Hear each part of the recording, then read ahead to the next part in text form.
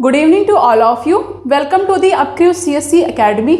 अभी तक के इकोनॉमी का जो हमारा सेक्शन रहा है उसमें मैंने आप लोगों को काफ़ी सारे टॉपिक्स को क्लियर करा दिया है, काफ़ी सारी चीज़ें पढ़ा दिया है।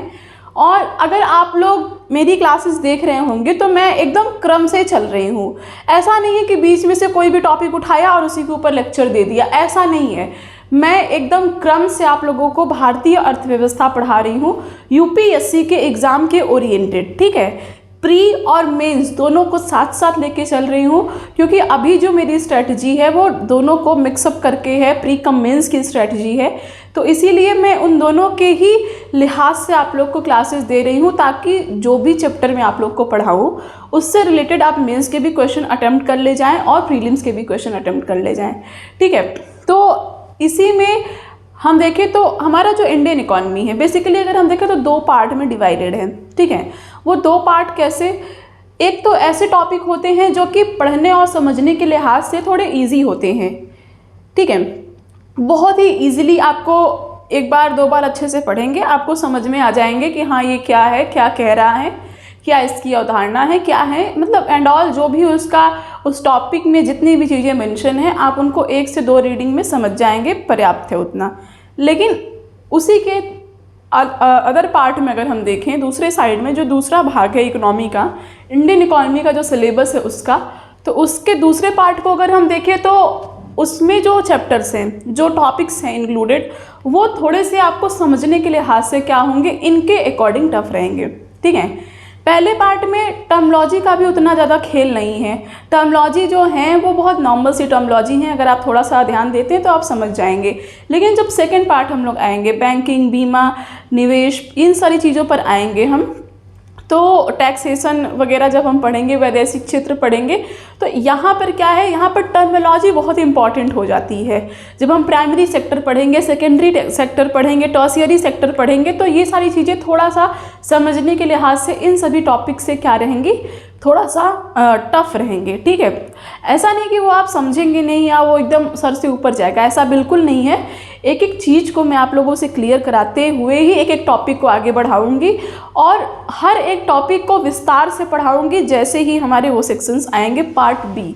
तो अभी हम देखें तो जैसा कि मैंने कहा दो पार्ट में डिवाइडेड है, तो पार्ट ए की अगर हम बात करें तो मैंने पार्ट ए के सेक्शन में काफ़ी सारी चीज़ें आपको पढ़ा दी हैं।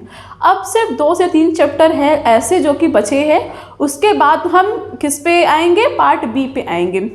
तो अभी चूँकि देखिए मैंने आप लोग को बेसिकली तो सारी चीज़ें पढ़ाई हैं पार्ट ए के अंतर्गत, लेकिन जैसे कुछ चैप्टर हैं गरीबी और बेरोजगारी। गरीबी और बेरोजगारी हालांकि हमारे समाज का एक बहुत बड़ा सत्य है, बहुत ही इम्पॉर्टेंट टॉपिक है, लेकिन उसके साथ ही साथ अगर हम देखेंगे तो ये आपको पढ़ने या समझने दोनों के लिहाज से कंपैरेटिवली क्या रहेगा, ईजी रहेगा। ठीक है, तो इसीलिए पार्ट ए में हमारा बेरोजगारी और गरीबी का सेक्शन भी आता है, जो कि अभी हमने डिस्कस नहीं किया है। तो उसको हम पढ़ाने के बाद सीधा स्टार्ट करेंगे पार्ट बी, और पार्ट बी की स्टार्टिंग हम करेंगे किससे, हमारी अर्थव्यवस्था के प्राथमिक क्षेत्र, प्राइमरी सेक्टर यानी कि कृषि क्षेत्र के साथ। ठीक है, तो खैर ये तो रही पार्ट बी की बातें, जब हम लोग करेंगे तो आप देखेंगे ही। तो लेकिन आप सोच रहे होंगे गरीबी और बेरोजगारी की बात कर रही हूँ, लेकिन यहाँ पर तो कुछ और ही मेंशन है। तो जी यहाँ पर जो चैप्टर आज हम डिस्कस करने वाले हैं वो है वैश्वीकरण एवं भारतीय अर्थव्यवस्था।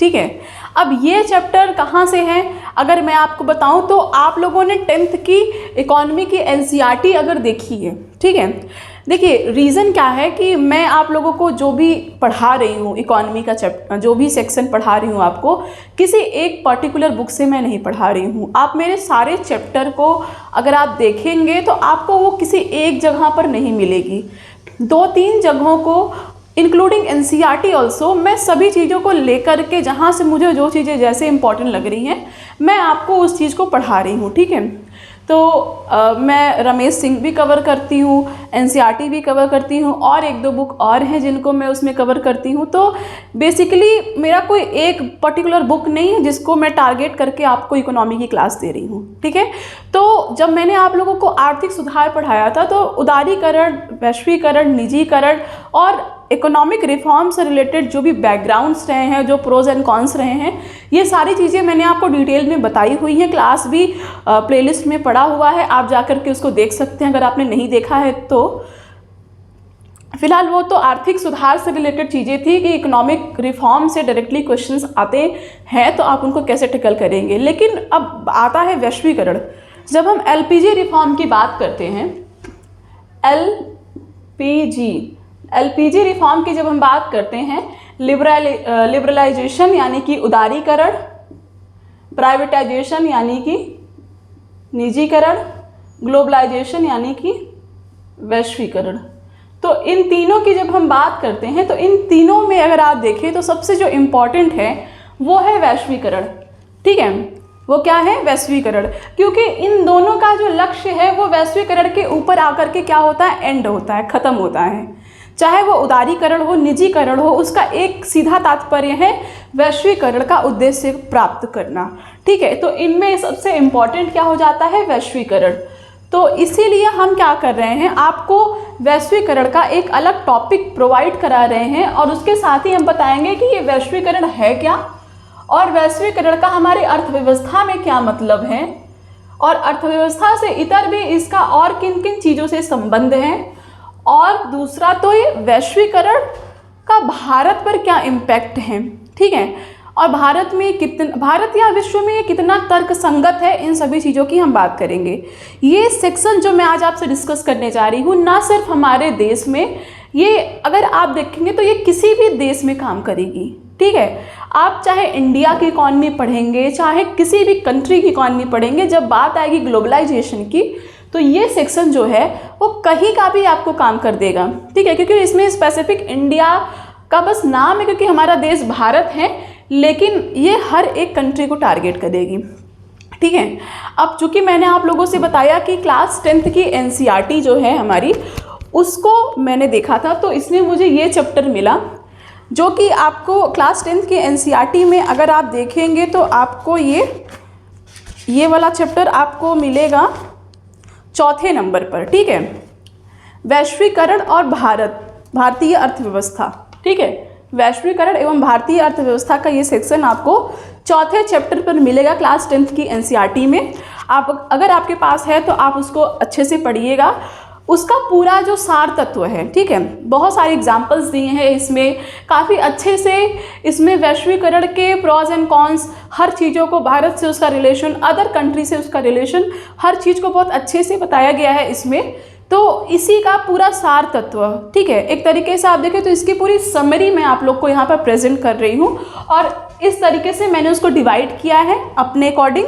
और कुछ चीज़ें हैं जो मैं आपको बताऊंगी, कुछ चीज़ें मैंने यहाँ पर मेंशन की हुई है, तो आप उसको पढ़िएगा एनसीईआरटी से अगर आपके पास है तो, नहीं है तो फिर भी जो इस पूरे चैप्टर की समरी है वो मैं आपको यहाँ पर देने वाली हूँ।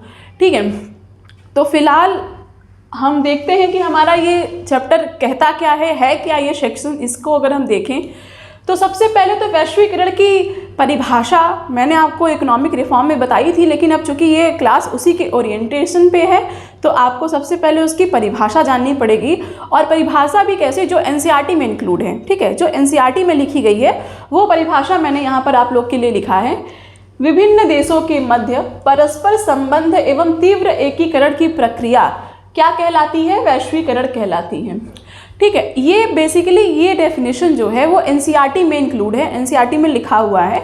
लेकिन अगर हम इसको एलैबोरेट करते हैं, बृहद रूप से देखते हैं तो देखिए, विभिन्न देशों के मध्य परस्पर संबंध एवं तीव्र एकीकरण, इसको अगर हम नॉर्मल से लैंग्वेज में समझते हैं, ठीक है, एक तो बुक का लैंग्वेज हो गया, लेकिन एक साधारण आम बोलचाल की भाषा में अगर हम देखें तो जैसे क्या होता है कि वैश्वीकरण का जो मतलब है वो सीधा सीधा मतलब ये है कि ये क्या चाहता है कि पूरा कंट्री, पूरा विश्व जो हो, ठीक है, हर एक देश आपस में हर एक प्रकार से क्या हो, जुड़ा हुआ हो। ठीक है, हर देश आपस में एक प्रकार से जुड़ा हो, किसी न किसी प्रकार से, चाहे वो कोई भी तरीके से जुड़ा हो, लेकिन एक दूसरे से क्या हो, लिंक्ड हो।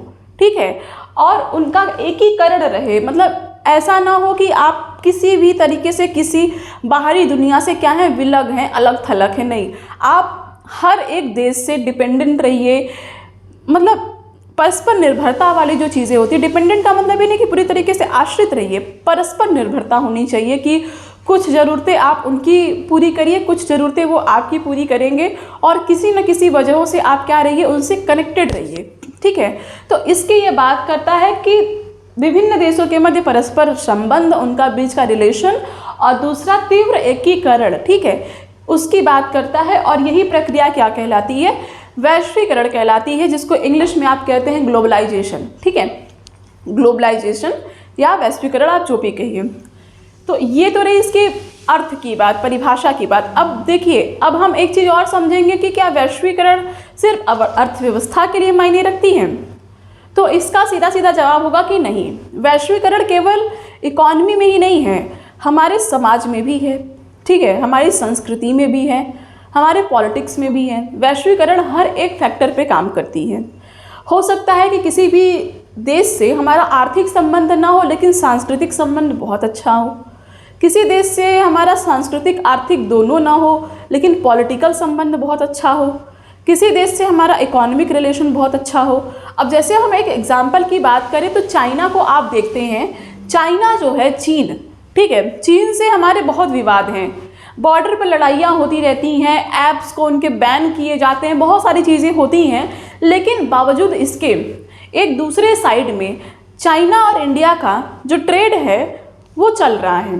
ठीक है, चाहे बॉर्डर पर कितनी भी लड़ाइयाँ हो, कुछ भी हो, चाहे जो चीज़ हो, लेकिन दूसरी ओर इनका ट्रेड जो है धड़ल्ले से चल रहा है। अच्छा खासा ट्रेड का डेफिसिट है इंडिया और चाइना के अंतर्गत। ठीक है, हालांकि पाकिस्तान से नहीं है, क्योंकि पाकिस्तान के मैटर अलग हैं, बट चाइना से हमारे चलते रहते हैं। इसी तरीके से विश्व के हर एक देश से हमारा किसी न किसी प्रकार से संबंध है। कहीं मित्रता का संबंध है, कहीं पर संस्कृति का संबंध है, कहीं पर किसी चीज़ का संबंध है, कहीं किसी चीज़ का संबंध है। तो इस तरीके से हम देखें तो वैश्वीकरण की जो परिभाषा है वो सिर्फ अर्थव्यवस्था के अंतर्गत संकुचित नहीं है, ये पूरे के पूरे सेक्टर को अपने आप में समाहित करती है, हर एक क्षेत्र को अपने आप में इंक्लूड करती है। संस्कृति हो, राजनीति हो, अर्थव्यवस्था हो, अर्थशास्त्र हो, हर एक चीज़ के अंतर्गत आपको क्या देखने को मिलेगा, ग्लोबलाइजेशन देखने को मिलेगा। ठीक है, अब चूंकि ये हमारा जो क्लास है वो क्या है, भारतीय अर्थव्यवस्था का क्लास है, तो अब इसमें हम क्या करेंगे कि हम सिर्फ इसके इकोनॉमिक पॉइंट ऑफ व्यू से इसका क्या करेंगे, पूरा विश्लेषण करेंगे। किसके पॉइंट ऑफ व्यू से, इकोनॉमिक पॉइंट ऑफ व्यू से। और अर्थव्यवस्था के अकॉर्डिंग जब आप किसी चीज़ का, स्पेशली आप अगर वैश्वीकरण का विश्लेषण करने जा रहे हैं, तो वहाँ पर एमएनसीज की जो भूमिका होती है वो सबसे महत्वपूर्ण होती है। ठीक है, अब आप कहेंगे ये एमएनसीज क्या होती है। एमएनसीज का मतलब होता है मल्टीनेशनल कंपनीज, या आप हिंदी में कहिए बहुराष्ट्रीय कंपनी। ठीक है, तो एमएनसीज, मल्टीनेशनल कंपनीज, बहुराष्ट्रीय कंपनीज, इनकी जो है अर्थव्यवस्था में बहुत ज़्यादा भूमिका है, स्पेशली वैश्वीकरण के संदर्भ में। ठीक है, एमएनसीज जो हैं वो ग्लोबलाइजेशन को सीधा रिप्रेजेंट करती हैं। ओके, कैसे करती हैं ये मैं आपको बताऊंगी, लेकिन उससे पहले आप जानें कि एमएनसीज होती क्या हैं, बहुराष्ट्रीय कंपनियां होती क्या हैं। तो ये बेसिकली अगर हम देखें तो एक ऐसी कंपनी जो एक से अधिक देशों में उत्पादन के ऊपर नियंत्रण रखती है, उसको हम क्या कहते हैं, बहुराष्ट्रीय कंपनी कहते हैं, एमएनसीज कहते हैं। ठीक है, बहुराष्ट्रीय कंपनियां कहते हैं। इसको अगर हम एक नॉर्मल लैंग्वेज में देखें तो कोई कंपनी जो इंडिया में भी हो, सेम वही कंपनी यूरोप के किसी देश में हो, अमेरिका में हो, कहीं पर भी हो, मतलब जैसे अभी इंडिया के जो टाटा कंपनी है, ठीक है, अब ये गाड़ियाँ बनाती हैं, बहुत सारी चीज़ें इनके हैं। तो अगर मान लीजिए कि टाटा कंपनी जो कि गाड़ी बनाती है, अगर वो इंडिया में भी हो, यूरोप के भी किसी कंट्री में हो, विश्व के किसी अदर कंट्रीज़ में भी वो इस्टेब्लिश हो, तो इसका मतलब क्या है, टाटा कंपनी क्या है, एक एमएनसी है, बहुराष्ट्रीय कंपनी है, यानी उसके जो आप कह सकते हैं जो शाखाएं हैं वो कई देशों में हैं। ठीक है, कई देशों में, तो वो क्या है, बहुराष्ट्रीय कंपनी है।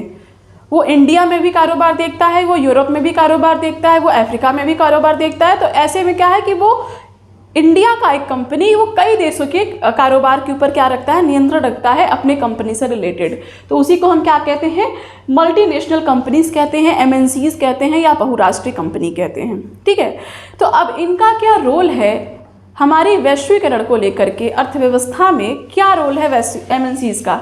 तो सबसे पहले देखिए, एक ज़माना था जब हमारे सड़कों पर सिर्फ एम्बेसडर और फिएट जैसी कारें दिखती थी। ठीक है, वही दिखती थी और उसी में लोग मस्त रहते थे कि उसके पास एम्बेसडर है, उसके पास फिएट जैसी कारें हैं, तो इसी में लोग मस्त रहते थे। लेकिन आज आप देखिए कितने मॉडल की कारें चल रही हैं सड़कों पर, एक आया नहीं मार्केट में कि दूसरा लॉन्च हो रहा है। जैसे आप मोबाइल फ़ोन, एक टाइम पे क्या था कि तार मतलब चिट्ठी पत्र इन सब का पूरा था प्रक्रिया कि हाँ चिट्ठी लिख के भेज रहे हैं, ये सब का ज़माना था, ये सब का टाइम था।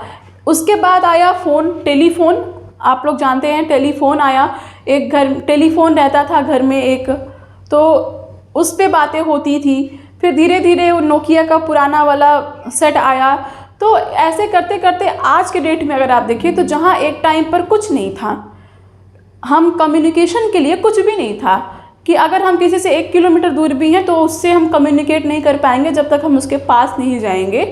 तो आज के डेट में अगर हम देखें उस समय के हिसाब से, और वो समय बहुत पुराना नहीं है, अगर आप हम लोग के एज के हैं तो आप अच्छे से जानते होंगे कि कब टेलीफोन आया, कब मोबाइल फ़ोन आया, कब स्मार्टफोन आए।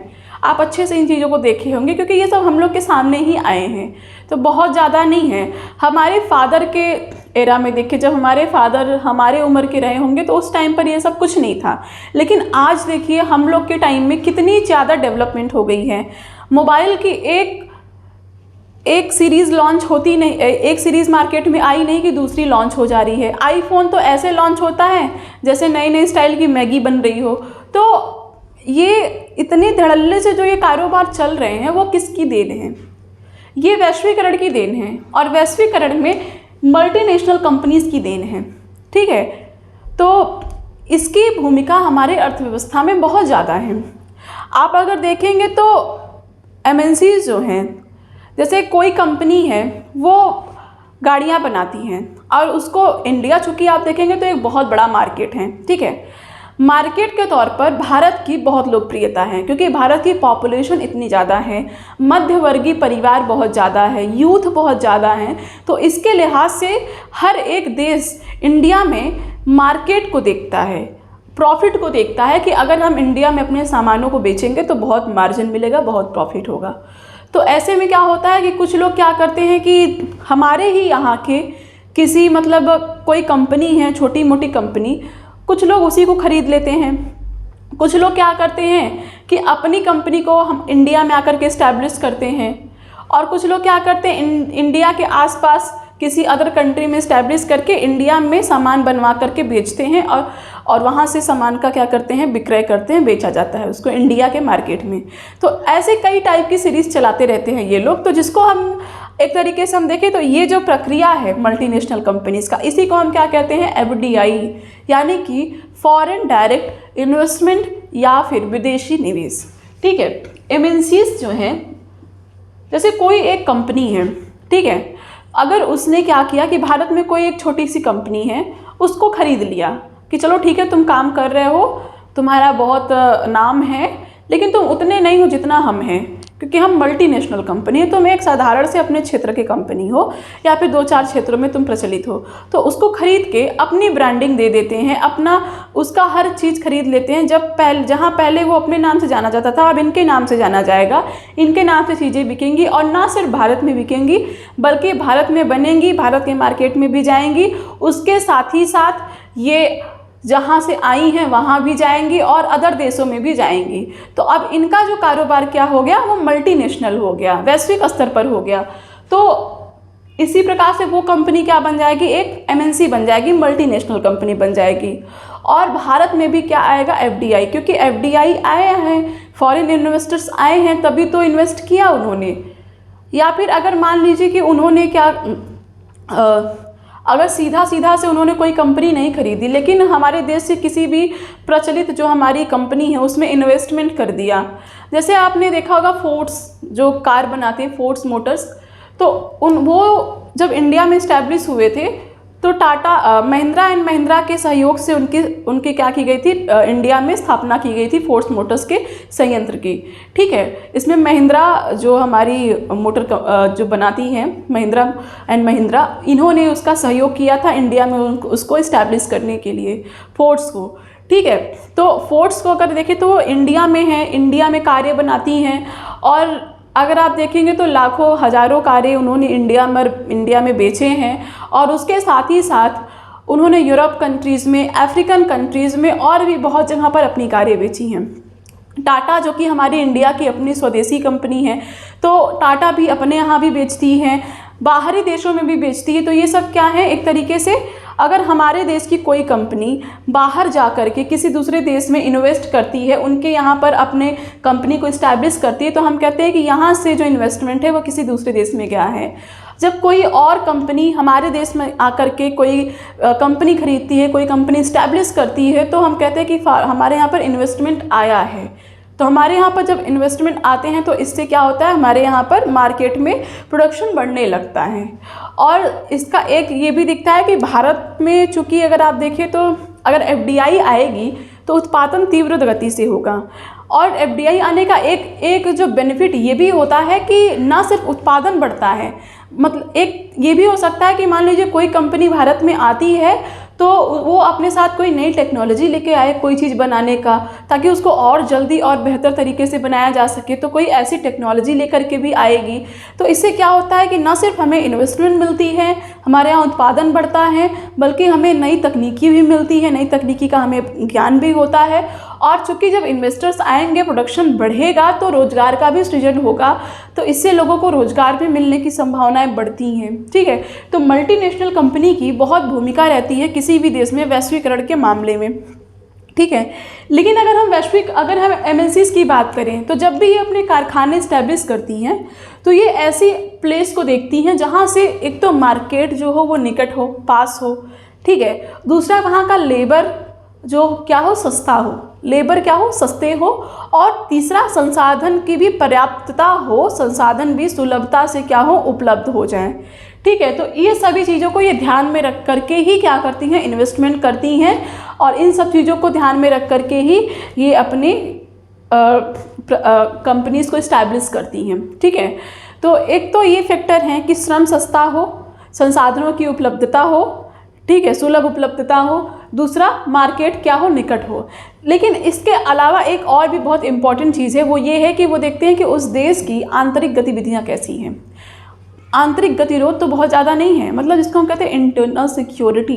ठीक है, आंतरिक तौर पर अगर हमारे यहाँ पर अशांति रहेगी तो कोई भी मल्टीनेशनल कंपनी, कोई भी फॉरेन इन्वेस्टर हमारे यहाँ इन्वेस्ट नहीं करेगा, क्योंकि उनको खतरा है लॉस का, कि अगर हम यहाँ पर इन्वेस्ट करेंगे और यहाँ पर इतनी ज़्यादा अशांति है तो हमें फ़ायदा कैसे होगा, हर किसी का ध्यान तो दूसरे साइड रहेगा, यहाँ पर कौन देखेगा, हमको लॉस होगा।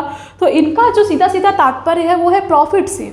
ठीक है, मल्टीनेशनल कंपनी को सिर्फ प्रॉफिट से मतलब होता है, और उनको प्रॉफिट से ही अपने आप को देखना है, उसी से जोड़ के रखना है। उन्हें कोई फ़र्क नहीं कि आपके देश में क्या है, बस अगर आपको आपके कंट्री में उनको प्रॉफिट दिखेगा तभी वो इन्वेस्ट करेंगे। लेकिन अगर आंतरिक तौर पर अशांति की भावनाएं दिखेंगी तो क्या होगा, इन्वेस्टर्स नहीं आएंगे।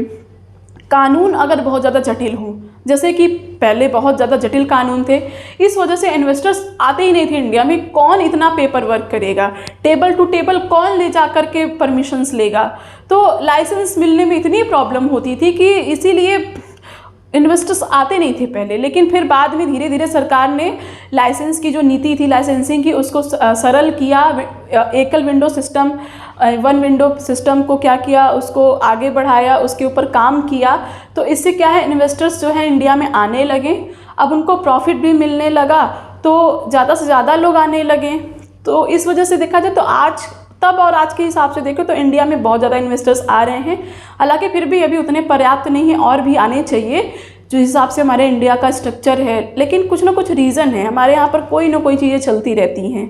तो इस वजह से थोड़ी बहुत दिक्कतें हैं, जिस वजह से बहुत सारे इन्वेस्टर्स हैं जो सोचते हैं कि पता नहीं होगा कि नहीं होगा, क्योंकि लोग पैसे लगाते हैं, अपनी पूंजी लगा रहे हैं और उसको बर्बाद तो किया नहीं जा सकता है।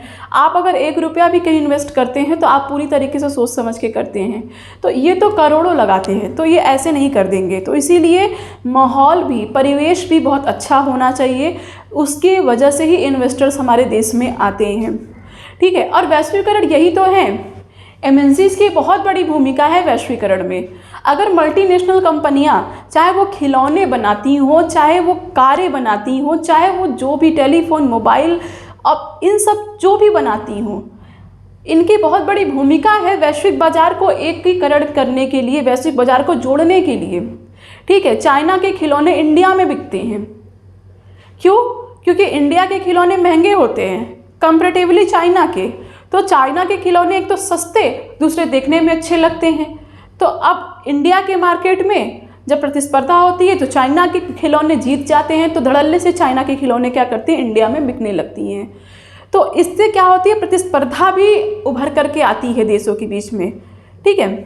एक प्रतिस्पर्धा बनती है, अगर कोई आपसे ज़्यादा नंबर पाता है एग्जाम में तो आप उससे कंपटीशन करते हैं कि नहीं, इससे ज़्यादा लाना है।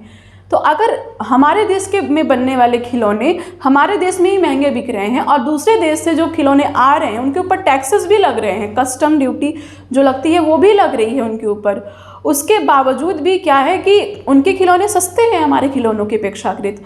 तो ऐसा कोई रीज़न होगा, इस वजह से क्या होता है, प्रतिस्पर्धा होती है, और जब प्रतिस्पर्धा होती है तो मार्केट ग्रो करता है, ठीक है। लोग एक दूसरे से कंपटीशन करते हैं, ना सिर्फ मार्केट ग्रो करता है बल्कि वस्तुओं की गुणवत्ता में भी क्या होती है, वृद्धि होती है। ये सारी चीज़ें हम आगे भी डिस्कस करेंगे। तो एक तो ये सारी चीज़ें रह गई। दूसरा अगर हम बात करें तो देखिए, वैश्वीकरण में या फिर विदेशी व्यापार में एमएनसीज की जो सारी चीज़ें हैं वो तो है ही, उसके अलावा भी और भी बहुत सारी चीज़ें हैं जिनको हम एक एक करके यहाँ पर देखेंगे। तो अभी तक जैसे हमने इसके अर्थव्यवस्था में इसका अर्थ देखा, पृष्ठभूमि देखा हमने, उसके बाद एमएनसीज की क्या भूमिका है, ये सारी चीज़ें हमने देखी हैं। अब हम आते हैं कि विदेशी व्यापार जो है उनके लाभ क्या क्या हैं, ठीक है। अब वैश्वीकरण से एमएनसीज यानी मल्टीनेशनल कंपनियां स्थापित होती हैं, उनका व्यापार चलता है, हर चीज़ है, ये सारी चीज़ें होती हैं। तो लेकिन अब हम देखेंगे कि और भी क्या चीज़ें हैं जिसके वजह से हमारा जो वैश्वीकरण है वो एक तरीके से ग्लोबली क्या होता है, लिंक होता है, ये आगे तक कार्यरत है। क्या रीज़न है वैश्वीकरण का, और भी क्या क्या इसमें चीज़ें इंक्लूड हैं, इनको देखते हैं। तो मल्टीनेशनल कंपनी हमने देखा, ये तो खैर एक बहुत इम्पॉर्टेंट है किसी भी वैश्वीकरण वाले देश के लिए। कोई भी जो वैश्वीकरण को फॉलो करता है उसके लिए मल्टीनेशनल कंपनी बहुत महत्वपूर्ण भूमिका है अर्थव्यवस्था के क्षेत्र में। बाकी अगर हम देखें तो विदेशों से जो व्यापार होते हैं, अलग अलग देशों से जो हमारे यहाँ व्यापार होते हैं, उनका क्या लाभ है। तो लाभ में देखिए, एक तो उत्पादन के लिए निवेश बाजार, विदेशी बाजार मिलता है, ठीक है। विदेशी व्यापार से लाभ की अगर हम बात करें तो उत्पादन के लिए आपको विदेशी मार्केट मिलेगा। जैसा कि मैं आपको अभी तक बता रही थी कि अगर हमारे देश में परिवेश अच्छा रहेगा, हर चीज़ें अच्छी रहेंगी, तो कोई भी इन्वेस्टर हमारे कंट्री में आएगा, या हमारे देश के जो भी पूंजीपति हैं वो किसी अन्य देश में जाएंगे, इन्वेस्ट करेंगे। तो क्या इससे क्या होता है कि प्रोडक्शन के लिए विदेशी मार्केट मिलता है। या फिर आप अगर मान लीजिए कि उनके यहाँ बनाएंगे नहीं तो उनके यहाँ बेचेंगे, जैसे चाइना के खिलौने हमारे यहाँ बेचे जाते हैं, ठीक है, चाइना के खिलौने हमारे यहाँ बेचे जाते हैं, बनते वहीं पर हैं। तो इससे क्या होता है कि एक मार्केट मिलता है हमें, हर ना सिर्फ अपने यहाँ पर। पहले क्या था कि अपने यहाँ पर आप करिए, अपने यहाँ बेचिए, ये सारी चीज़ें थी, लेकिन अब क्या है कि अब आप कहीं भी बनाइए, कहीं भी बेचिए। एक तो ये हो गया। लेकिन अगर आप इसका एक पृष्ठभूमि, एक आधार अगर हम आपको बताएं तो देखिए, जब हमारे यहाँ पर आज़ादी का टाइम चल रहा था, इससे थोड़ा सा अलग मैं आपको एक पॉइंट बता रही हूँ। जब हमारे यहाँ आज़ादी का टाइम चल रहा था तो आज़ादी का नहीं, जब गुलामी का टाइम चल रहा था, जब अंग्रेज़ हमारे यहाँ आए थे, तो क्या आया था, east India company. East India company Bharat में आप कह सकते हैं कि ये एक तरीके से पहली क्या है, मल्टीनेशनल कंपनी है, क्योंकि ईस्ट इंडिया कंपनी इस्टेब्लिश हुई थी कहाँ पर, इंडिया में। और लेकिन ये पूरा कारोबार अपना कहाँ भेजती थी, यूरोप में, ठीक है। डेवलपमेंट किसका हुआ? यूरोप का हुआ, ब्रिटेन का हुआ। लेकिन काम कहाँ पर किया गया? इंडिया में किया गया। शोषण किसका हुआ? भारत का हुआ। विकास किसका हुआ? यूरोप का हुआ। तो ईस्ट इंडिया कंपनी भी एक प्रकार की क्या थी? मल्टीनेशनल कंपनी थी। उससे पहले अगर हम देखें तो उससे पहले ज़्यादातर वैश्विक जो देश थे उनसे हमारा बहुत ज़्यादा नाता नहीं था, आपस में ही सभी लोग थे, लेकिन फिर भी थोड़े मोड़े व्यापार के जरिए लोग जुड़े थे। जैसे आप सिंधु घाटी सभ्यता पढ़ते हैं तो आप देखते हैं एक मार्केट था, मेसोपोटामियन, मिस्र, इन सब की सभ्यता से एक मार्केट जुड़ा हुआ था हमारे इंडस वैली सिविलाइजेशन का। इन तीनों से कोई ना कोई व्यापार होता रहता था। तो ये तो खैर व्यापार की चीज़ें थी कि हाँ चलो वहाँ से आ रहा है, वहाँ जा रहा है, ऐसी सारी चीज़ें होती थी, लेकिन इस्टेब्लिशमेंट नहीं था। लेकिन ईस्ट इंडिया कंपनी क्या हुई थी? इस्टेब्लिश हुई थी हमारे देश में, और हमारे देश से व्यापार, हमारे देश से कच्चा माल इंग्लैंड भेजती थी, वहाँ से वस्तुओं को बना करके इंडिया में ला करके बेचते थे। कपास यहाँ से उगवाते थे और यूरोप में भेजते थे, और यूरोप में कपड़े बना करके इंडिया में आकर के बेचते थे। मतलब पूंजी हमारा, सामान हमारा, हर चीज़ हमारा, मेहनत भी हमारी, लेकिन महंगाई भी कौन झेले? हम ही झेले। तो ये एक तरीके से देखा जाए तो ईस्ट इंडिया कंपनी भी एक प्रकार की क्या थी? मल्टीनेशनल कंपनी आप इसको कह सकते हैं। भारत में वो ईस्ट इंडिया कंपनी के नाम से उसको हम जानते हैं, हो सकता है किसी अन्य देश में कोई और नाम हो उसका। ऐसे बहुत सारी कंपनियां हमारे देश में उस टाइम भी आती रहीं और कारोबार अपना करती रहीं। खैर आते हैं हम इस पर कि एक तो देखिए विदेशी मार्केट मिलता है। अगर हम क्या करते हैं विदेशी व्यापार का, अगर हम विदेशी व्यापार के बेनिफिट को देखें तो हमें उत्पादन के लिए यानी कि प्रोडक्शन के लिए क्या मिलता है? विदेशी मार्केट मिलता है। दूसरा, आयात से क्या होती है? प्रतिस्पर्धा होती है। आयात का मतलब होता है कि जब आप किसी देश से वस्तुओं को अपने देश में खरीद के मंगा रहे हैं तो उसको हम कहते हैं आयात। और जब आप अपने देश की किसी वस्तु को दूसरे देशों को बेच रहे हैं, भेज रहे हैं उनके यहाँ पर, तो वो होता है निर्यात। निर्यात को हम इंग्लिश में कहते हैं एक्सपोर्ट, और आयात को हम इंग्लिश में कहते हैं इम्पोर्ट। ठीक है, अगर किसी देश का आयात ज़्यादा है तो मतलब गड़बड़ है, और अगर किसी देश का निर्यात ज़्यादा है तो मतलब वो देश अच्छा खासा चल रहा है, बढ़िया चल रहा है। तो इंडिया के मामले में देखा जाए तो अब चीज़ें सुधर रही हैं, लेकिन पहले क्या था कि हमारे यहाँ का इम्पोर्ट बहुत ज़्यादा था। अगर आप देखें तो ये जो वैश्वीकरण आया, इसका नतीजा भी यही था कि जब 7वां पंचवर्षीय योजना चल रहा था उस टाइम पे ज़्यादा से ज़्यादा इंपोर्ट किया गया चीज़ों को। इंपोर्ट इतना ज़्यादा बढ़ गया कि इतना कर्ज हो गया, क्योंकि आप कहीं से सामान लेंगे, आप एक ही बार में पूरे पैसे तो दे नहीं देंगे, ठीक है, थोड़ी बहुत उधार भी रहेंगी, और उधार रहेगा तो उस पर इंटरेस्ट भी रहेगा। तो वो इंटरेस्ट अमाउंट इतना ज़्यादा बढ़ गया था कि एक तत्कालिक रीज़न बनता था हमारे यहाँ पर किसका? बीपीओ संकट का, जिसकी वजह से आईएमएफ ने गाइडलाइन जारी की कि आप अपने यहाँ एलपीजी लाइए, ये सारी रिफॉर्म करिए, तब जाके हम आपको बीपीओ संकट से उभरने के लिए क्या देंगे? पैसे देंगे। तो आयात से हानि होती है, लेकिन कहीं ना कहीं एक लाभ ये होता है कि आयात से प्रतिस्पर्धा बढ़ती है। एग्जाम्पल जैसे हम बात करें, चाइना के ही बात करें, अगर चाइना के खिलौने हमारे देश में आयात करके आ रही हैं, ठीक है, चाइना के खिलौनों को हम आयात कर रहे हैं अपने देश में, और हमारे देश में जो खिलौने बनती हैं वो चाइना के खिलौनों के मुकाबले में पिट जाती हैं, और चाइना की जो खिलौनों का मार्केट है वो इंडिया में तेज़ी से ग्रो कर रहा है।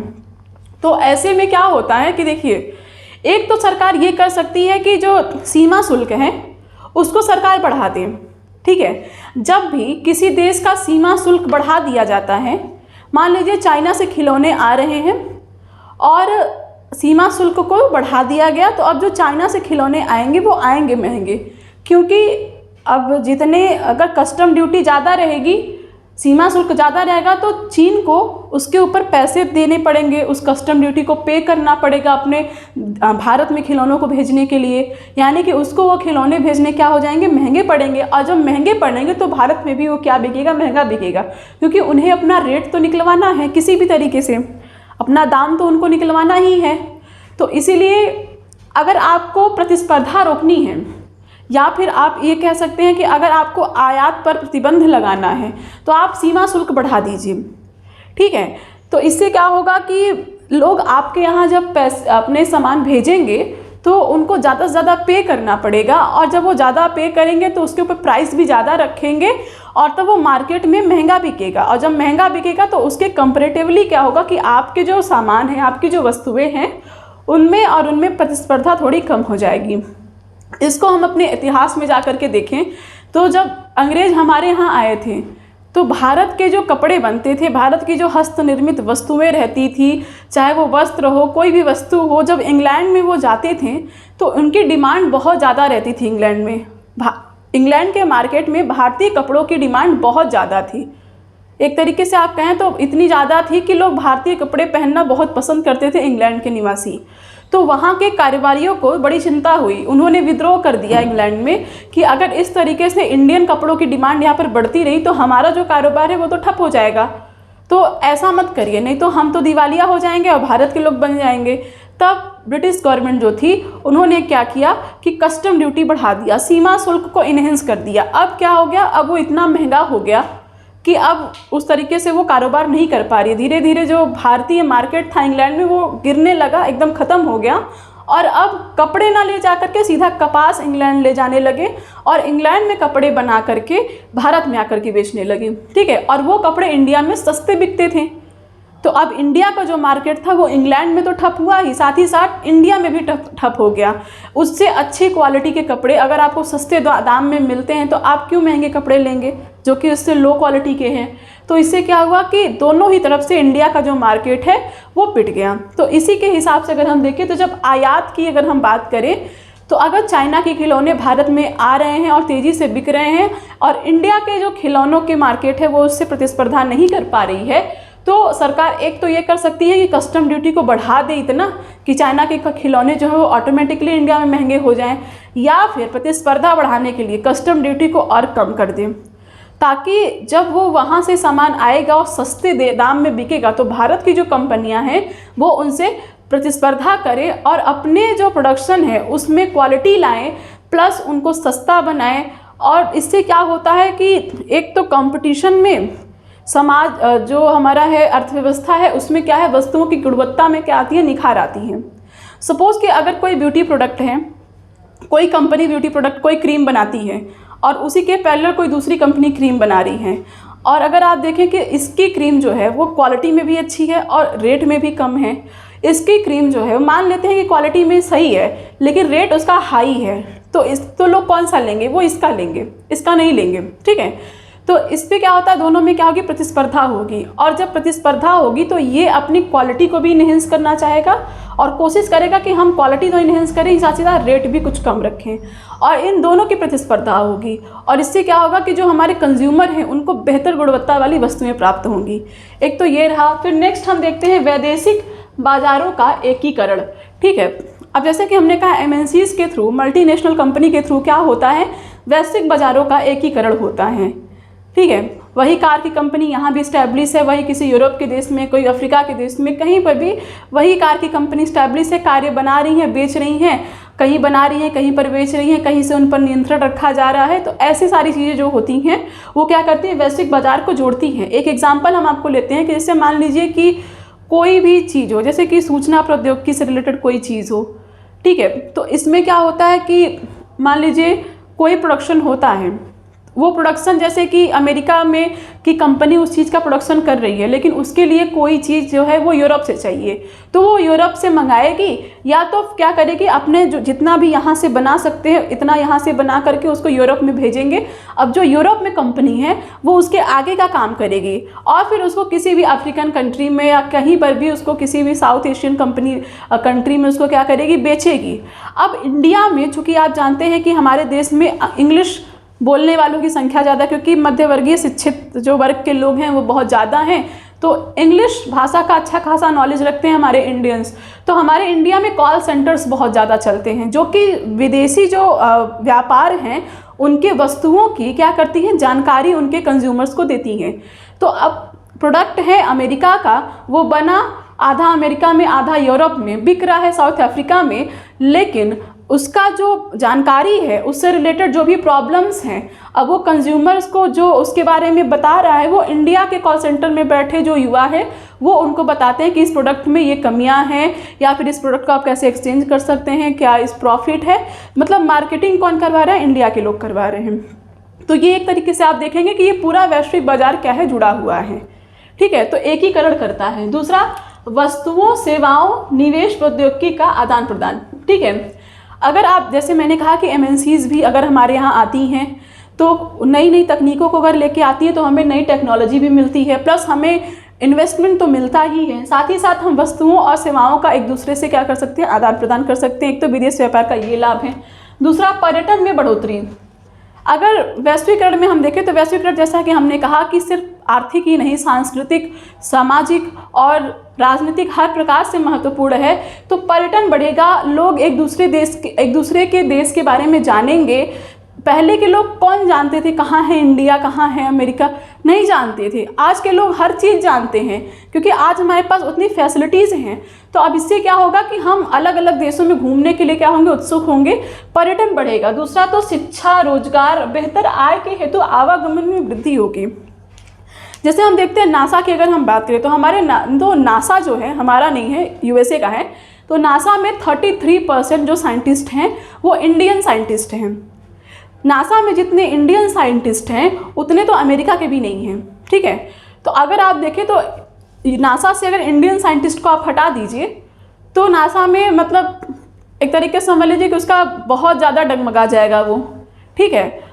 तो होता क्या है कि जैसे हमारे यहाँ से बहुत पढ़ लिख कर के लोग जब बहुत हायर एजुकेशन प्राप्त कर लेते हैं, इंजीनियर्स हो गए, साइंटिस्ट हो गए, तो इंडिया में उनको अपने अकॉर्डिंग बेहतर इनकम नहीं मिल पाता है, तो वो दूसरे देश में जाते हैं, विकसित देशों में जाते हैं जहाँ पर इनकम का लेवल अच्छा हो। तो बेहतर आय के लिए वो दूसरे देशों में जाते हैं, गमन करते हैं, या फिर हायर स्टडी के लिए लोग जाते हैं, रोजगार के लिए लोग जाते हैं। जैसे कि आप देखेंगे कि जो भी अरब खाड़ी देश हैं उसके हमारे यहाँ के लोग ज़्यादा से ज़्यादा रोजगार के लिए वहाँ जाते हैं, USA, कनाडा, हर जगह जाते हैं। तो ये सारी चीज़ों के लिए क्या होगी, आवागमन में वृद्धि होगी अगर वैश्विक मार्केट क्या होगा, जुड़ा रहेगा। तो फिर सूचना एवं प्रौद्योगिकी का विकास होगा, ठीक है। तो सूचना प्रौद्योगिकी का विकास होगा। हर एक देश में ऐसी ऐसी एम्बेसीज होती हैं या ऐसे ऐसे प्लेटफॉर्म होते हैं जहाँ से हर एक देश को वहाँ की सूचनाओं को क्या किया जाता है, आदान प्रदान कराया जाता है। नहीं तो कैसे पता चलेगा किसी को कि अमेरिका में क्या हो रहा है, रशिया में क्या हो रहा है, यूरोप में क्या हो रहा है, अफ्रीका में क्या हो रहा है। कहीं ना कहीं से तो सूचनाएँ आती हैं, टेक्नोलॉजीज आती हैं। जैसे हम कहीं से कोई, जैसे हम रक्षा क्षेत्र में ही अगर हम देखें तो हम बहुत सारे, जैसे कि आप देखिए राफेल जो विमान था वो सब हम लोग मंगाते हैं अपने यहाँ पर, बहुत सारी चीज़ें हैं, लड़ाकू विमान हो गए और बहुत सी टेक्नोलॉजी जो है हम अपने यहाँ पर मंगाते हैं। उससे क्या होती है, हमारे देश की प्रौद्योगिकी का विकास होता है। अंतरिक्ष के क्षेत्र में हम इतने सारे अनुसंधान करते हैं, इससे हमारे टेक्नोलॉजी में डेवलपमेंट आता है। फिर नेक्स्ट है बाजार प्रतिस्पर्धा में वृद्धि। बाजार प्रतिस्पर्धा में वृद्धि मैंने आपको बताया घरेलू विदेशी दोनों प्रकार से होगा, ठीक है। घरेलू अगर हमारे यहाँ पर आयात आएगा तो हमारे मार्केट भी प्रतिस्पर्धा करेगी कि हम अच्छे से अच्छे डेवलपमेंट करें, अच्छी गुणवत्ता के प्रोडक्ट बनाएं कि लोग हमारे यहाँ का ले। जैसे आप देख सकते हैं कि पतंजलि ने अच्छी कंपनियों को क्या कर दिया, उसका सत्यानाश कर दिया, ठीक है। पतंजलि जब आई तो अच्छे कंपनी चिंता में पड़ गए कि अगर ये ग्रो कर रहा है तो हमारे लिए बहुत लॉस है, क्योंकि एक तो ये स्वदेशी है, दूसरा सस्ता है, रीजनेबल है, अफोर्डेबल है। तो उनको क्या हुआ, जैसे फेयर एंड लवली, जैसे जो फेयर एंड लवली अब तो ग्लो एंड लवली हो गया, तो ये सारी जो है वो चिंता में आ गई कि अब हमारा कैसे चलेगा अगर पतंजलि आगे बढ़ गया। क्योंकि बाबा रामदेव तो हर चीज़ बेच रहे हैं, पता नहीं क्या क्या बेच रहे हैं। तो ये क्या था ना, घरेलू प्रतिस्पर्धा। अगर आप देखिए पतंजलि ने बहुत तेज़ी से ग्रो किया है, ठीक है। अगर पतंजलि के आप थोड़ा सा भी अगर आप उसके बारे में देखिए जाकर के, यूट्यूब पे आपको बहुत सारी वीडियोस मिलेंगी पतंजलि के ऊपर, तो अगर आप उसको देखते हैं, बाबा रामदेव और उनके जो सहयोगी हैं उनके मदद से जब उन्होंने पतंजलि को स्थापित किया था, तो तब से और अब में कितना परिवर्तन, कितनी तेज़ी से उन्होंने लाया है, किस प्रकार से ग्रो किया है, स्वदेशी मार्केट को किस प्रकार से इन्हेंस किया है, ये सारी चीज़ें आप जान जाएंगे। तो घरेलू प्रतिस्पर्धा में वृद्धि होती है, प्लस विदेशी प्रतिस्पर्धा में भी वृद्धि होती है, ठीक है। तो ये सारी चीज़ें मैंने आपसे डिस्कस की। अब हम आते हैं कि भारत पर इसका प्रभाव क्या पड़ता है। तो लाभ हमने बताया कि बेनिफिट्स क्या क्या हो सकते हैं। अब हम आते हैं कि प्रभाव क्या पड़ता है। एक तो देखिए प्रतिस्पर्धा से सारी उपभोक्ताओं को लाभ होता है। जैसे हमने कहा कि अगर दो कंपनियों में प्रतिस्पर्धा रहेगी, ठीक है।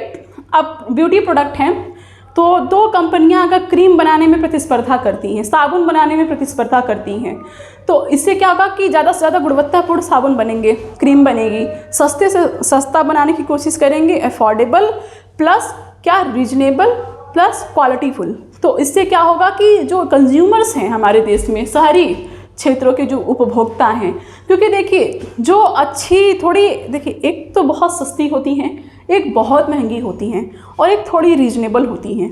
तो मध्य वर्ग परिवार हमारे यहाँ पर ज़्यादा है और मध्य वर्गीय परिवार जो है ज़्यादा से ज़्यादा शहरों में निवास करती हैं किसी न किसी वजह से। तो इससे क्या है, जो वो कंज्यूमर्स हैं उनको लाभ मिलेगा, प्लस उनको अच्छी गुणवत्ता वाली चीज़ें मिलेंगी। तो ये उनको प्रॉफिट है कि उन्हें अच्छी गुणवत्ता वाली चीज़ें मिलेंगी अगर मार्केट में प्रतिस्पर्धा रहेगी। तो दूसरा, रोजगार का सृजन होगा। जैसा हमने कहा कि MNCs आएंगी यानी कि फॉरेन इन्वेस्टर्स आएंगे, तो हमारे यहाँ पर तीव्र क्या होगा, उत्पादन होगा, उत्पादन में वृद्धि होगी। तो इससे क्या रहेगा कि हमारे यहाँ के लोगों को रोजगार मिलेगा, क्योंकि जब प्रोडक्शन बढ़ता है तो फिर रोजगार तो चाहिए ही ना, काम करने के लिए भी तो कोई चाहिए। कंपनियां अगर बनेंगी तो लेबर भी तो चाहिए। तो रोजगार में क्या होगी, वृद्धि होगी। प्लस कच्चा माल आपूर्ति से स्थानीय कंपनियां समृद्ध होंगी। होता क्या कि अगर मान लीजिए कोई कंपनी है जो कि इंडिया में इस्टेब्लिश हो रही है, ठीक है, सपोज़ अगर हम ये कहें कि कपड़ा बनाने की कोई विदेशी कंपनी यहाँ पर इस्टेब्लिश हो रही है, कोई चीज़, कोई ड्रेसेस वो बनाती होंगी, चाहे वो किसी भी टाइप की हो, या फिर कोई प्रोडक्ट हो गया बनाती है। अब उसके लिए उन्हें कच्चा माल चाहिए। तो अब चूँकि इंडिया में अगर वो इस्टेब्लिश हो रही हैं तो संसाधन भी वो यूरोप से थोड़ी मंगाएंगे, इंडिया में ही अगर उन चाहेंगे कि हमको वहीं पर मिल जाए ताकि हमें ज़्यादा एक्सपेंस न बढ़ाना पड़े। तो इससे क्या, जो हमारे छोटे छोटे जो कंपनियां हैं, स्थानीय कंपनियां, प्लस हमारा जो एग्रीकल्चर सेक्टर है उसके लिए भी क्या होगा, ये लाभकारी होगा। ठीक है, जैसे आपने देखा होगा कि एक आपने ड्रैगन फ्रूट का नाम सुना होगा। ड्रैगन फ्रूट की खेती हमारे यहाँ नहीं होती थी, लेकिन साउथ अफ्रीका से, ब्राज़ील से एक हैं, उनका नाम मुझे ध्यान नहीं है, जिन्होंने वहाँ से उसकी सारी चीज़ों को लेकर के आया और गुजरात में उसका ड्रैगन फ्रूट की इतनी बृहद स्तर पर खेती की है और उसको ना सिर्फ वो फ्रूट के रूप में भी बेचते हैं, बल्कि उससे कई सारे product, beauty product, plus healthy चीज़ें, प्लस उसके साथ ही साथ आपको वो मतलब उससे रिलेटेड साबुन, शैम्पू, हर चीज़, मतलब ड्रैगन फ्रूट से रिलेटेड जो भी चीज़ें बनाई जा सकती हैं वो उन सब चीज़ों को भी बनाते हैं। उनकी पूरी एक मार्केटिंग चल रही है, आप चाहें तो इंटरनेट पे जाकर के उसको सर्च करके देख सकते हैं। बहुत बड़ा मार्केट उन्होंने इस्टेब्लिश कर लिया है सिर्फ ड्रैगन फ्रूट से रिलेटेड, जो कि यहाँ पर पहले थी नहीं। यहाँ पर उसको उन्होंने लाया, यहाँ पर देखा कि इसका यहाँ पर अच्छा खासा चल सकता है। तो इससे क्या होती है, जो हमारे यहाँ के कच्चा माल आपूर्ति से स्थानीय कंपनियां भी समृद्ध होती हैं। जब भी कोई मल्टीनेशनल कंपनी स्टैब्लिश होगी तो उसे कच्चा माल चाहिए, जो कि उसे हमारे कृषि क्षेत्र से मिलेगी। हमारी स्थानीय छोटी मोटी कंपनियां वो उनको प्रोवाइड कराएंगी, तो इससे क्या होगा, वो भी समृद्ध होंगे। जैसे होता क्या है कि आप कोई बहुत बड़ा संयंत्र बनाने वाला कंपनी है जो कि बहुत बड़े बड़े मोटर्स बनाते हैं, ये सब बनाते हैं, तो नट बोल्ट चाहिए। अब नट बोल्ट की जो कंपनियां हमारे यहाँ छोटी मोटी होंगी तो वो उनका क्या होगा, ग्रोथ होगा। तो ये सारी चीज़ें हैं। आगे आता है कि नवीनतम तकनीकी को उत्पादन प्रणाली में उपयोग। अब चूँकि यहाँ भी मैंने बताया था कि नई टेक्नोलॉजी आएगी, तो जब नई टेक्नोलॉजी लेकर के आएंगे लोग, तो आप अपने यहाँ पर भी, अपनी चीज़ों में भी इन चीज़ों का क्या कर पाएंगे, यूज़ कर पाएंगे। ठीक है, एक तो ये होगा कि जब आप अपने यहाँ पर प्रोडक्शन करेंगे तो यहाँ पर आप उसका यूज़ कर पाएंगे। फिर विभिन्न अवसरों पर सेवाओं की आवाजाही। ठीक है, विभिन्न अवसरों पर सेवाओं की आवाजाही। अब ना सिर्फ वस्तुओं का बल्कि सेवाओं का भी तो आदान प्रदान होता है, सेवाओं का भी आवाजाही होता है। ठीक है, तो जैसे हम कहते हैं कि हमारे यहाँ पर लोग सेवाओं का भी, जैसे हमारे यहाँ पर आवाजाही होता है। सर्विस सेक्टर, जैसे हमारे यहाँ देखेंगे तो वर्तमान में जो सर्विस सेक्टर है वो बहुत तेज़ी से ग्रो कर रहा है। इंडिया में प्राइमरी सेक्टर के बाद जंप मारा सीधा टर्शियरी सेक्टर। ठीक है, तो इससे उनकी भी क्या है, उसमें भी बढ़ोतरी हो रही है। उसके बाद अगर हम देखें तो भारतीय विभिन्न देशों के उच्च पदों पर विद्यमान है। वैश्वीकरण की ये देन है कि हम हर देशों में बसने लगे, रहने लगे, और आज आप देखेंगे कि जो इंडियन है वो विश्व के बड़े बड़े पदों पर विराजमान है। चाहे वो गूगल का CEO हो गए, चाहे वो कोई भी चीज़, मतलब आप देखेंगे हर जगह आपको इंडियंस जो अच्छे अच्छे पदों पर मिलेंगे। अब तो आपने ब्रिटेन के प्रधानमंत्री को भी देखा होगा। श्रमिक वर्ग का शोषण। देखिए, ये सारी अच्छाइयाँ तो हमने यहाँ पर गिना दी, लेकिन अब कुछ बुराइयाँ भी हैं, जैसे कि श्रमिकों का शोषण। जब मल्टीनेशनल कंपनीज बनती हैं, आती हैं हमारे देश में, या बड़ी बड़ी कंपनियों का जब तेज़ी से विकास होता है तो और रोज़गार का जब सृजन होने लगता है, तो इसमें क्या होता है, लेबर को जो बड़ी कठिनाइयाँ झेलनी पड़ती हैं, उनका बहुत शोषण होता है। और सबसे बड़ा शोषण उनके वेतन को लेकर के होता है।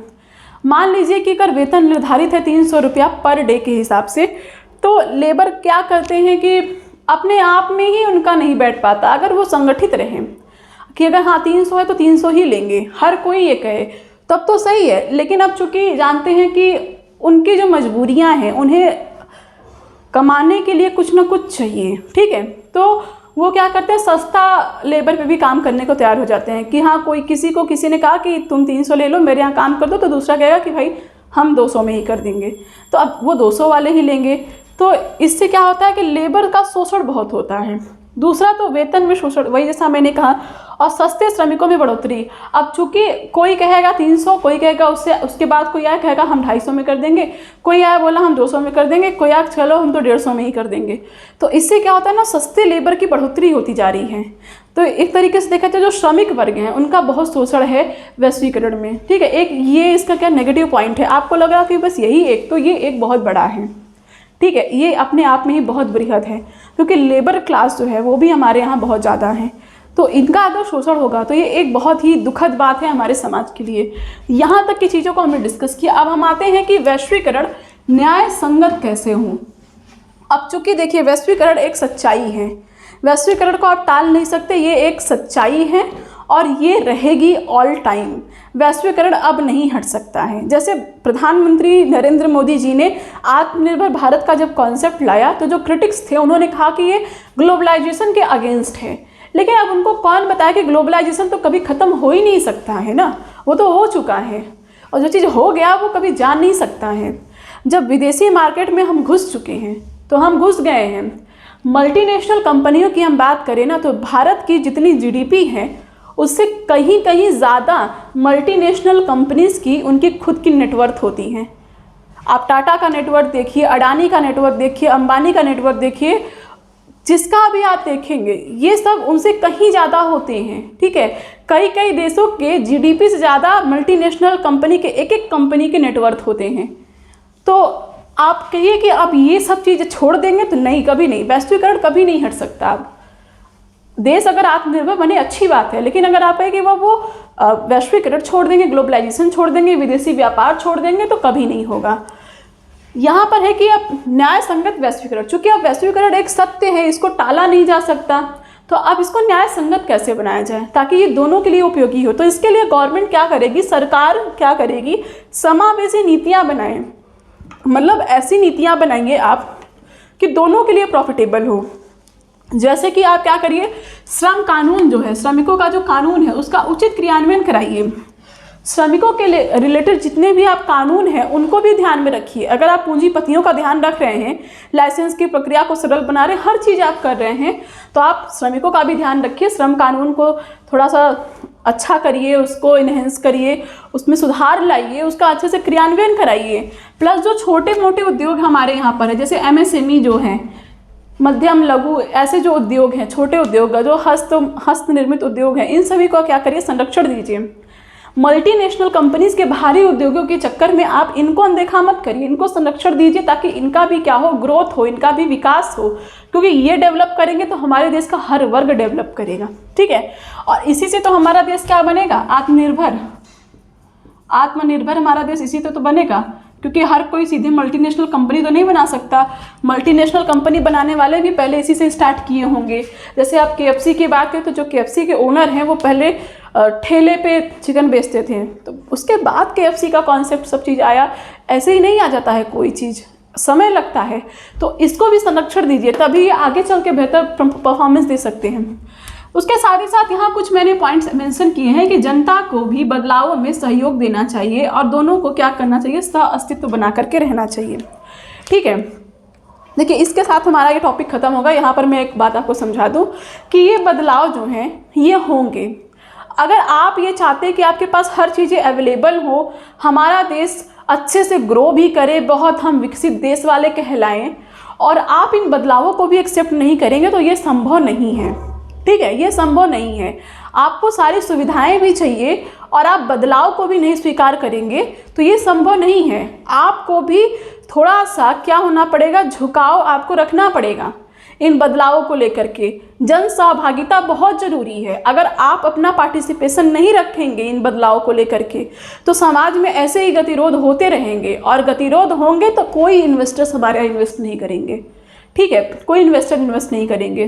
तो इसीलिए क्या करना है कि आप इन बदलावों को एक्सेप्ट करिए। हाँ, अगर वो अननेसेसरी हैं, समाज के लिए हानिकारक है, तो आप उनका ज़रूर विद्रोह करिए, अच्छे से विद्रोह करिए। लेकिन आप जो बदलाव नैसर्गिक हैं, जिनको होना चाहिए, समय की वो डिमांड है, तो उनका आप स्वागत करिए, आप उनको मतलब उसमें सहयोग करिए और साथ साथ लेकर के चलिए, उसको लेकर के बखेड़ा मत करिए। जनता का सहयोग भी बहुत ज़रूरी है। सह-अस्तित्व नहीं बनेगा सभी का, तब किसी भी देश का विकास नहीं हो पाएगा, ना कोई देश विकसित हो पाएगा। ठीक है, तो इसीलिए वैश्वीकरण हमारे देश के लिए या किसी भी देश के लिए बहुत ज़रूरी है। पूरे वैश्वीकरण को मैंने आपको यहाँ पर समझाया। क्लास 10th की ये NCERT की बुक आप देख सकते हैं, यहाँ पर है। तो इसको अगर आप रखे हैं तो इसको आप पढ़ लीजिएगा। इसी का चौथा चैप्टर मैंने यहाँ पर पूरा आप लोग से समराइज़ किया है।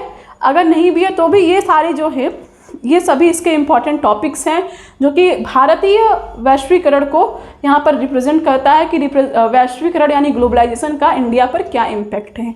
तो आई होप ये क्लास आपको इम्पॉर्टेंट लगी होगी और समझ में भी आया होगा। अब अगर वैश्वीकरण का भारत पर इम्पैक्ट अगर आपसे पूछे किसी भी प्रकार से, तो आप इन सारे एग्जाम्पल्स को कोट करके अपना आंसर लिख सकते हैं। एमएनसीज की भूमिका को इम्पॉर्टेंट तरीके से दर्शाइए, क्योंकि अर्थव्यवस्था में मल्टीनेशनल कंपनी का वैश्वीकरण में बहुत बड़ा रोल है। उसके साथ ही साथ सामाजिक, राजनीतिक, सामाजिक पक्षों को भी आप दिखा सकते हैं, और साथ ही साथ विदेशी व्यापार होने की वजह इनका लाभ क्या है, इनका इम्पैक्ट क्या है इंडिया के ऊपर, और न्याय संगत वैश्वीकरण किस प्रकार से इस्टेब्लिशमेंट होगा, ये सारी चीज़ें आप बता सकते हैं।